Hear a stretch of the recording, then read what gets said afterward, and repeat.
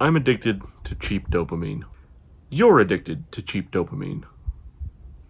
We're all addicted to cheap dopamine. Your brain releases dopamine whenever you see something novel or interesting, accomplish something, or otherwise maintain survival in some way. You like dopamine. It makes us feel good. That's what it does. But see, there's a problem. It's our phones. There are tons of videos about this topic, and I encourage you to turn your phone off and go away. I encourage you to go do something else. I encourage you to shut your phone off and go do something else. I encourage you to close this app. I encourage you to turn off your device. I encourage you to turn off the TV. I encourage you to turn off whatever I'm being displayed on right now and go do something else. Well, since you're here, we're going to have to talk about this. Our brains, our human brains, evolved over several 100,000 years. How did they evolve? Evolution is a slow process, and during those hundreds of thousands of years, we gathered berries and built shelters and hunted animals and did things that we needed to do to survive. If there's one thing that we can say about the human species, we survived this long. But all of those skills, all of those things that we learned how to do to continue to survive, we didn't need them anymore at a certain point.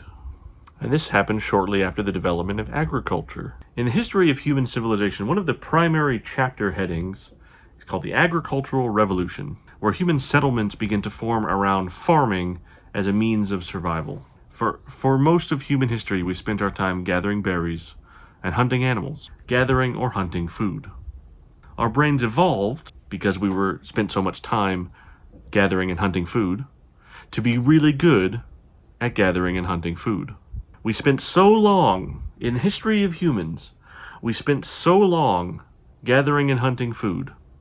Our brains became hunting and gathering machines. What our brains do is hunt and gather food. Now it's currently 2025, and our brains aren't much different.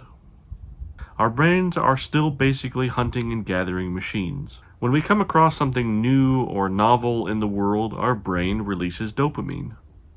Why does it do that? Because if you are gathering berries, because if you're gathering food, you're on the lookout for new and interesting things that might be edible. We love patterns. When we recognize a pattern, our brain releases a little bit of dopamine. Why?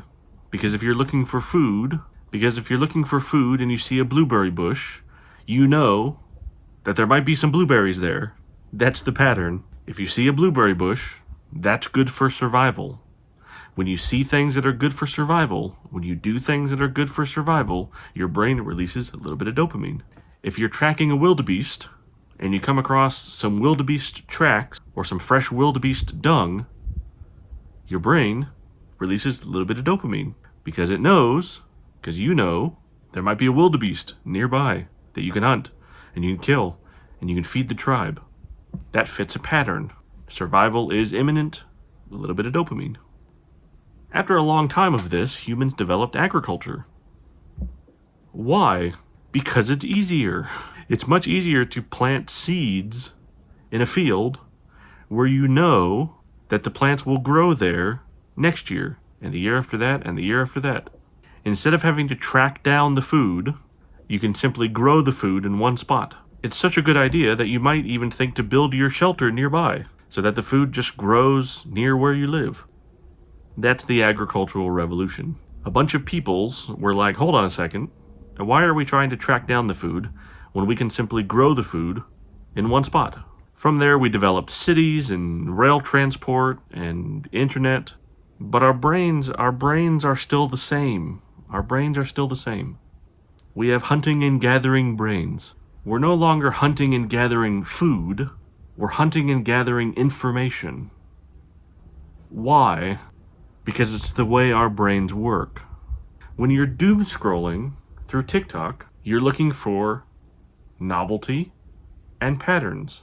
You're looking for things that A, fit your established cognitive narrative, and B, things that break the established cognitive narrative.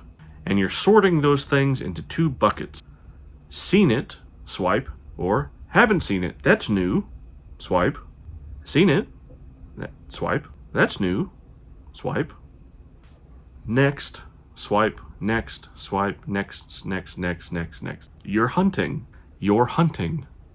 The thing that you're going to have to realize, the thing that you need to try to break free from, the thing that your Pleistocene brain is trying to find, the thing that it's trying to hunt, will never be found. The scrolling doesn't go anywhere.